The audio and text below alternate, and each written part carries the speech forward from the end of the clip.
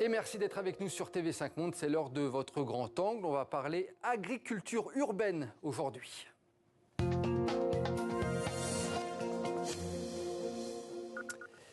Nous vous en parlions en première partie d'émission. Ce mercredi 2 août marque le jour du dépassement de la Terre. L'humanité a épuisé toutes les ressources de la planète pour l'année en cours. Et si l'une des solutions pour mieux gérer ces réserves était l'agriculture urbaine, la ville, nouvel espace pour la biodiversité et la production alimentaire, eh bien ça peut être possible. Pour en parler avec nous, Lisa Bertrand, vous êtes chargée d'études en agriculture urbaine et responsable d'une micro-ferme à Paris. Et bonsoir à vous également Agnès Lelièvre, maître de conférence chez AgroParisTech. C'est un dossier qui doit passionner beaucoup de nos téléspectateurs, mais avant cela, je voulais un petit peu qu'on fasse un résumé de cette notion d'agriculture urbaine. En quelques mots, seulement Lisa Bertrand, ça veut dire quoi ? Alors quand on parle d'agriculture urbaine, on parle de tous les projets agricoles qui entretiennent des liens fonctionnels avec la ville.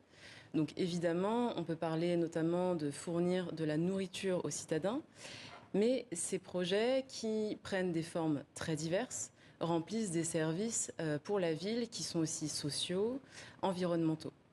Donc on a parfois en tête les fermes verticales, les cultures sur les toits, mais en réalité ça ne concerne qu'une petite partie de ce qu'on appelle l'agriculture urbaine.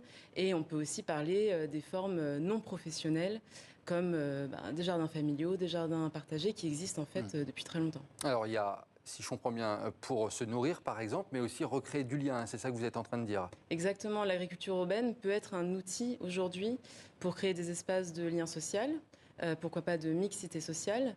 Il ne faut pas oublier aussi que l'agriculture urbaine est un secteur qui crée de l'emploi, souvent de l'emploi en insertion aussi. Donc on a aussi des problématiques sociales qui sont assumées par ces projets-là. Agnès Lelièvre, on va s'arrêter sur le côté plutôt agriculture, on va dire jardinage au sens très large de cette notion.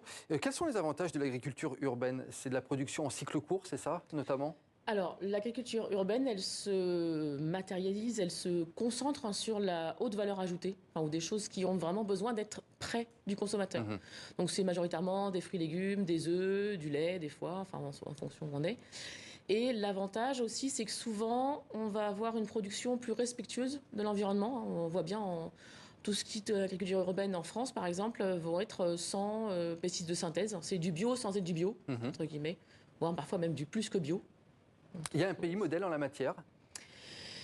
Il y a plusieurs expériences mondiales qui ont vraiment marqué. On peut parler de Détroit, par exemple, aux États-Unis, à la suite des problèmes qu'il y a eu de perte d'emploi, de diminution de la partie automobile, où la population a repris possession des friches pour produire à manger, se nourrir. Cuba, suite à la crise de l'embargo américain, qui aujourd'hui encore produit une bonne partie de sa nourriture.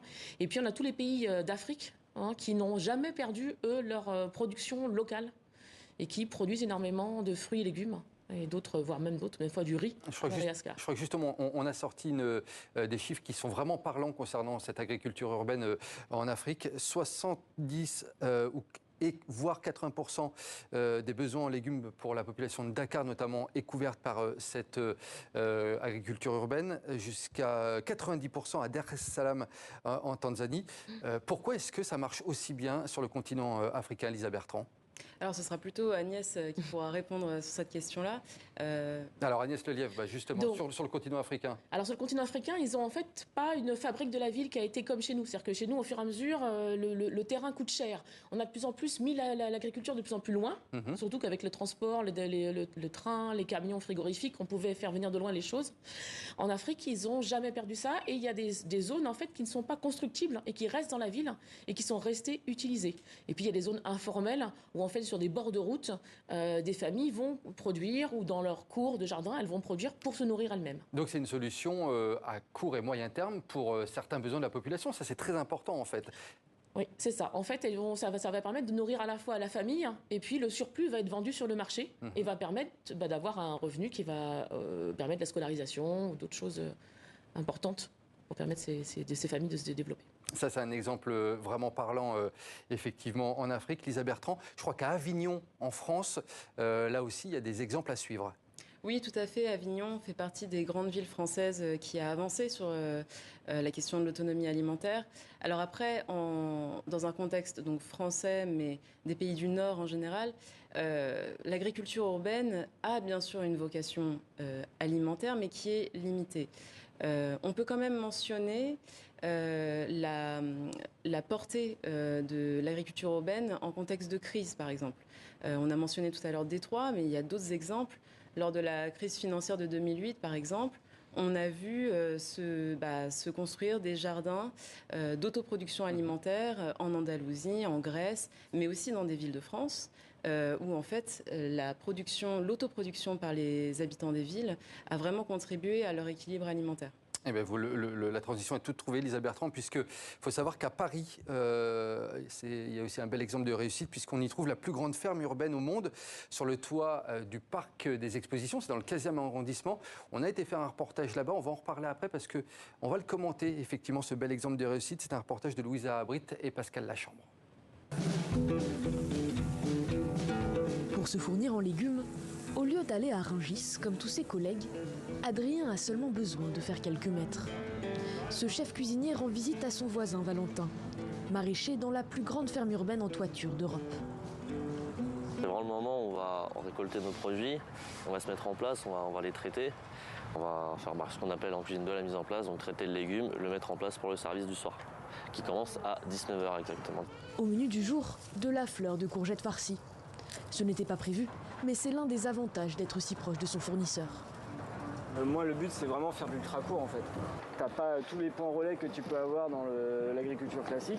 Du coup, ta fraîcheur, elle est là. Tu peux garder ton produit plus longtemps. Sur le toit du parc des expositions de Paris, les légumes ne poussent pas en pleine terre, mais dans des jardinières.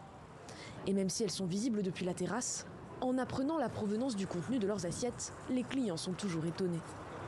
Une mine d'or comme ça de légumes, je pense que ça arrive pour tous les chefs. Quand tu es un passionné de cuisine, aller cueillir ton légume, le sentir, voir la couleur, le manger comme ça directement, pour reconnaître le goût, je pense que tous les chefs ont envie de faire ça.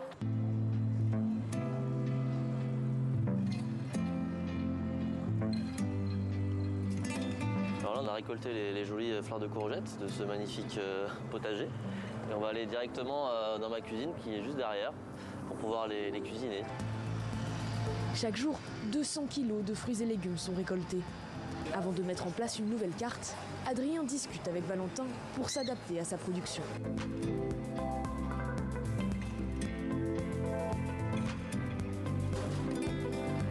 Ça, je le regarde. Valentin nous donnait des belles fleurs de courgettes. Elles sont pas mal en vrai. Oh, c'est bien ça. C'est au tour de Sébastien, le commis, de mettre la main à la pâte. Il est chargé de farcir les fleurs, puis de les griller, pour enfin dresser l'assiette et y ajouter des herbes venant du toit. Il faut se dépêcher, les clients vont arriver.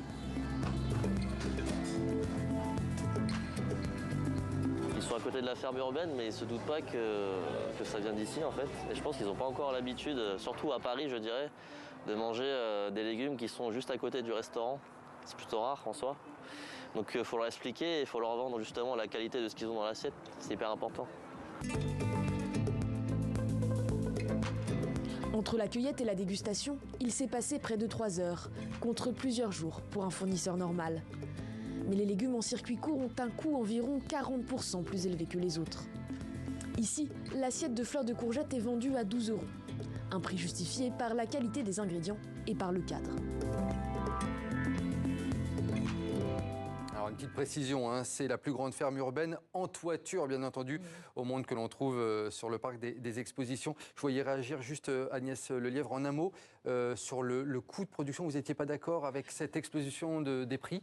C'est toujours le cas ? Non, il y a des cas, par exemple à Romainville, la cité maraîchère, donc une ferme urbaine verticale qui appartient à la ville a choisi de faire des tarifs adaptés aux revenus.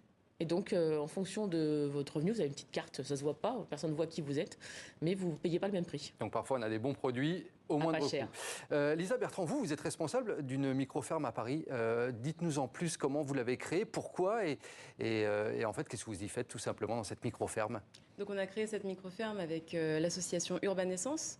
La raison d'être de notre association, c'est la reconnexion des citadins à la nature. Donc des enjeux sociaux, des enjeux environnementaux. L'agriculture urbaine est un outil pour arriver à cette reconnexion. Et donc, on a plusieurs sites en gestion, dont cette microferme dont j'ai la chance de m'occuper, qui est une microferme de production de tisane. Donc on n'y cultive que des plantes aromatiques et médicinales. Et pour rejoindre ce que disait Agnès tout à l'heure, effectivement, on pourrait avoir une image des projets d'agriculture urbaine qui ne s'adresseraient qu'à une certaine classe sociale. Oui, c'est un peu des fois le reproche qu'on fait. Exactement. En réalité, de très nombreux projets, comme nous on essaye de faire, adaptent leurs tarifs pour être accessibles aussi aux habitants du quartier où ils s'implantent, car on est dans un quartier populaire. Et il faut dire aujourd'hui que de nombreux acteurs associatifs, acteurs publics, implantent des micro-fermes dans ces quartiers populaires. En 2 mots, Lisa Bertrand, comment on se lance dans la création d'une ferme urbaine? Si moi demain je veux me reconvertir et je veux en créer une, comment je fais? Eh bien justement, avec mes collègues d'AgroParisTech, Christine Aubry et Julia Gaquet, on a rédigé un guide d'installation en agriculture urbaine qui est ici. Et donc ce guide, qui s'appelle le guide Métexpo, c'est une méthode en fait qu'on a développée au sein de notre bureau d'expertise. Il faut suivre une méthode. Il y a une méthode à suivre, tout simplement parce qu'on veut que les projets d'agriculture urbaine soient adaptés aux besoins du territoire. Sinon, ça ne fonctionne pas. Et donc, pour faire ce diagnostic territorial et concevoir un projet adapté aux résultats du diagnostic, il y a une méthode à suivre. Mais concrètement, alors, c'est long, c'est compliqué? Il faut être maraîcher? Il faut avoir une Alors, pas forcément. Il y a plusieurs choses à prendre en compte, notamment la question des sols, qui est une question très importante en agriculture urbaine, puisque en ville, plus qu'ailleurs, il y a une pression foncière importante, il y a une grosse concurrence pour l'occupation des sols. Donc il faut savoir s'y implanter, avoir aussi un portage politique suffisant pour avoir le courage de garder ces parcelles, pour avoir des espaces de respiration en ville. Oui, donc c'est un petit défi quand même à relever, effectivement. Exactement. Agnès Lelièvre, il nous reste 10 secondes. Juste pour un mot de conclusion, est-ce que pour vous, l'agriculture urbaine, c'est l'agriculture de demain? C'est une agriculture qui a sa place pour faire le lien entre le citoyen, le citadin, et puis l'agriculture en général, qu'elle soit urbaine ou rurale en fait. Eh ben, en tout cas, c'est un sujet passionnant. Et puis bravo pour vos différents projets à toutes les deux, Lisa Bertrand et Agnès Lelièvre, donc pour ce grand angle. Merci pour ce grand angle consacré donc à l'agriculture urbaine.